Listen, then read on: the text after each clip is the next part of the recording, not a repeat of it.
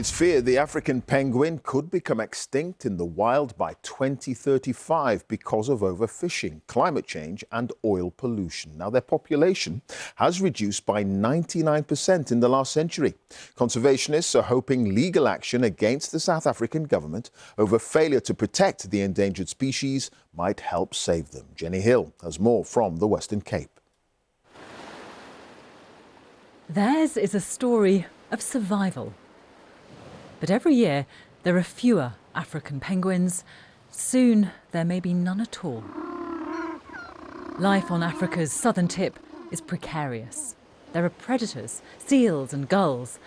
But the real enemy is human, wrecking their habitat and taking their food. Now, conservationists are taking the South African government to court.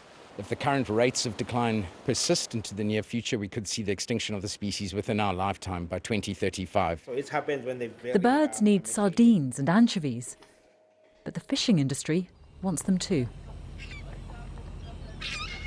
South Africa's entering untested legal waters. Fishermen are already banned from some areas. Conservationists want the courts to close off more. In the harbours here, fury. It'll cost, workers warn, money and jobs, and it won't help the penguins.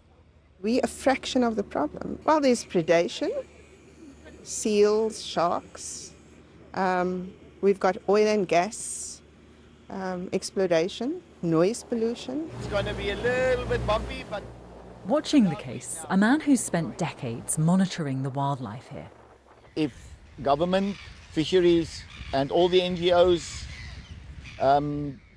play their part, I think they've got a good future. We can overcome what's happening at the moment. You really get a sense of their vulnerability. Many of the penguins in this colony are protecting eggs. They're waiting to raise their young, and yet ultimately their fate lies in human hands. The South African government won't yet comment on the case, and legal action can take a long time. Already too late, some fear, for Africa's dying breed. Jenny Hill, BBC News, the Western Cape.